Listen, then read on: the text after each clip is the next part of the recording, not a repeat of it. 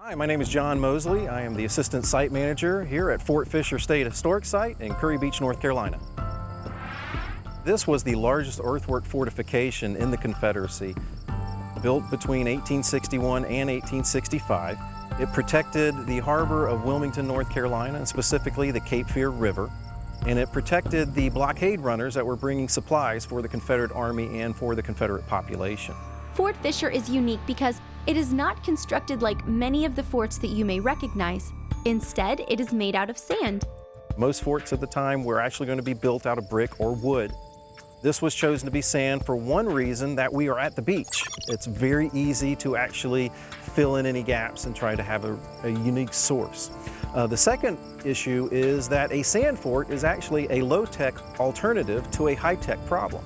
High technology of the time was you had rifled cannons shooting exploding shells, and when you have an exploding shell hitting a wooden or brick fort, it causes lots of debris to be spread around on the defenders.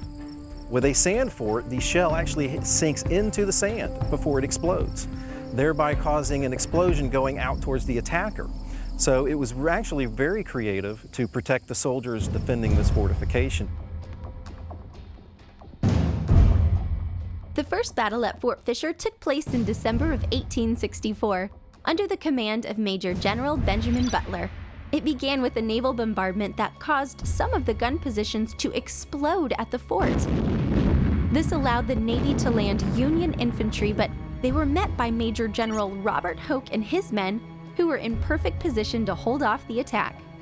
The first attack failed because a lot of the Union commanders had been in frontal assaults on entrenched positions, and they did not want to do that here again. They knew the loss of life was going to be so massive. So they actually retreated and came back 3 weeks later. On January 12, 1865, Major General Alfred Terry replaced Butler and began the second major battle for Fort Fisher. The attack 3 weeks later is actually going to be the largest combined operation between the Army and Navy until June 6th of 1944. They will bring at least 8,000 Union troops to oppose about 2,000 Confederate troops that are here in this fortification. Federal troops will land about 5 miles north of us in modern-day Carolina Beach. They will cut the peninsula off, thereby sealing the fate of Fort Fisher, and will lay siege to the fort. And then they will actually launch an attack, a two-pronged attack on the fort. The two-pronged attack consisted of a land attack by the Union Army from the north and a naval attack along the northeast bastion of the fort. During that attack, 2,000 sailors and Marines will literally go up against almost the whole entire defensive force of Confederates, and they will just literally be slaughtered on the beach. In fact, this is going to be one of the times the Marines will not be able to hold a beach in their entire history. The Army attack will actually occur behind me at what we call the Bloody Gate. They will send 3,000 troops against that one opening. The naval attack drew most of the Confederate forces away from the fort, leaving only a few hundred left to fight off the Union Army at the Bloody Gate. They will be quickly overwhelmed and outmatched by many Union soldiers using repeating rifles. And so they will sweep in the gates behind me and literally force their way with hand-to-hand, bitter, bloody fighting throughout the rest of the afternoon and into the evening. Most of this fighting is actually going to be at very close range. Literally, you reach out and touch the person who's in front of you to kill them.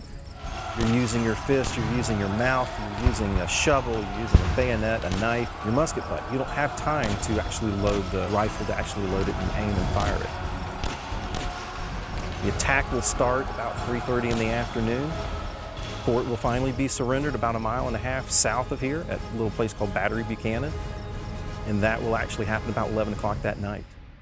The Union victory at Fort Fisher was a huge turning point in the Civil War. It cut off shipments to the Confederate soldiers and forced General Robert E. Lee to concentrate on finding food and supplies for his men.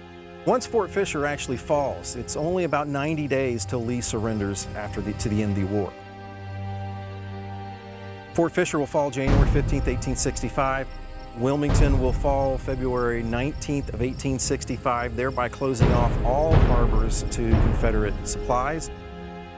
Lee will surrender April 9th, 1865. So it's only a matter of a couple of months since the fall of Fort Fisher that Lee runs out of supplies to feed his troops. In fact, His retreat from Petersburg to Appomattox Courthouse is in the search for supplies, for much needed supplies and food. Today, Fort Fisher stands as a historic monument to the men that lost their lives during the Civil War. This is one of the biggest Civil War battles that occurred that most people do not know about. It was lost in between the papers with Lee surrendering and Lincoln getting shot and Johnston surrendering and the war coming to an end. There were so many casualties here. So a lot of what you have is not only just the beachfront access where you can actually go swimming and learn history all at the same time.